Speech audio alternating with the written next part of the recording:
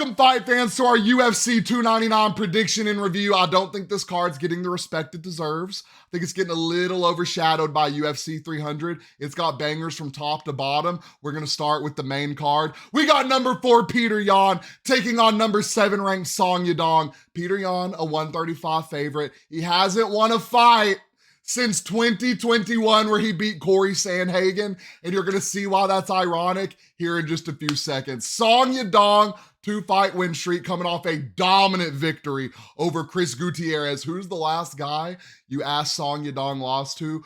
Corey Sandhagen. I think this fight's going to be great. I think Song Yadong is the better, more well-rounded fighter. I think he's going to come out on top on this one.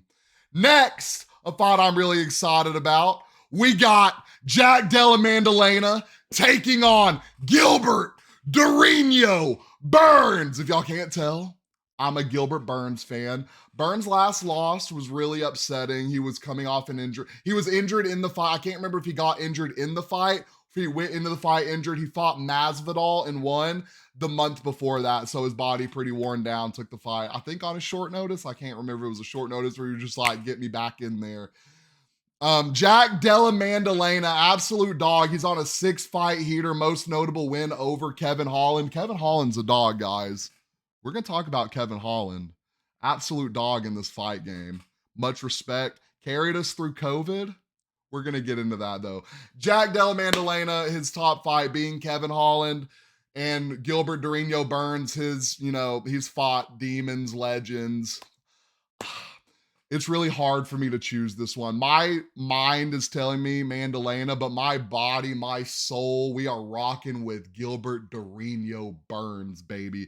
I think that's, I don't even want to say the safe bet, because it's not the safe bet, because he's the underdog. But I think experience is going to give Burns the upper hand in this one. Next fight. Ooh, we've been waiting on this one. Michael Venom Page, welcome to the UFC. And we got Kevin Holland opening the door for him. Let's see if he's going to shut it in his face or he's going to open it so he can take over the division. If he takes over the Michael Venom Page, he's older. I can't remember how old, but he is an older fighter. So it's about time he gets over to the big boys in the UFC.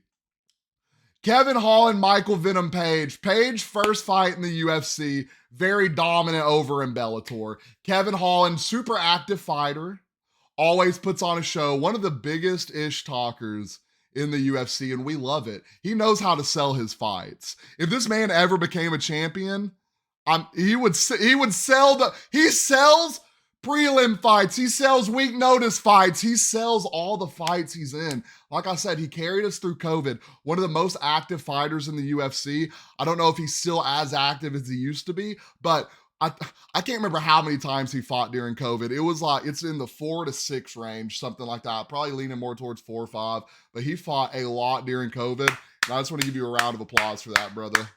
You absolutely carried the sport during the pandemic, and I am here for it. I think this fight's going to be insane. Kevin Holland, super active, as I said. 12 first-round finishes, 14 knockouts, and 7 submissions. So super all-around fighter.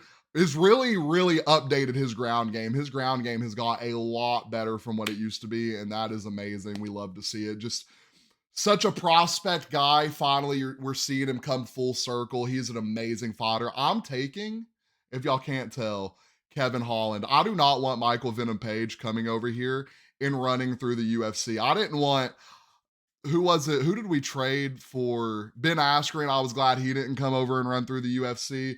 I'm glad. Michael Chandler, probably the best guy to come from another org to do well in the UFC. Michael Chandler, though, amazing fighter, great guy. Really hope we see him versus Conor McGregor, but that's for a different topic. I'm going Kevin Holland. I don't know what y'all are feeling. We don't even have odds for this fight. It's probably dead even. Next, our co-main event of the evening. We have Dustin the Diamond Poirier taking on Benoît Saint Denis. I had to do some little digging into Saint Denis. I didn't know him too well. He doesn't have a lot of big fights. He's just now into the top of the rankings. Saint Denis is on a 5-fight win streak. Guys, some of these guys I've watched, I'm not a UFC casual. I'm really bad with remembering names. If you show me the fight, I'll be like, I know who this is now. And when I watched Saint Denis, I knew who that was. Absolute demon, a dog. 5-fight win streak. Dustin Poirier is a big jump for him. This is number 12 going to number 3. Did I put who he fought last? Poirier, big jumping comment. He hasn't. Okay, I didn't put who he fought last, but this is his.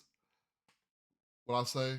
This is his 6th fight. He wins this 6 fights in a row. He's going to jump up massively. He hasn't seen a round 3 since, where is it? 2021. 6 fights in a row, and he has not seen 6 wins in a row, and he has not seen a round 3. My bad. 5 wins in a row, and he hasn't seen a round 3 since 2021. That's absolutely massive. That's an amazing fighter. Both these guys pretty similar. You got Dustin Poirier coming off an L, getting knocked out by Justin, the highlight Gaethje.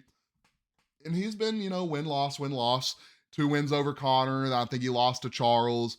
Then he beat someone. I can't remember who it was. Then he lost to Gaethje. So, we'll see what happens after this.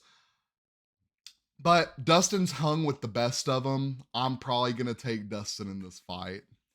But last but not least, we have the Sugar Show, Sean O'Malley, taking on Marlon Chito Vera. Been wanting this fight for 4 years, guys.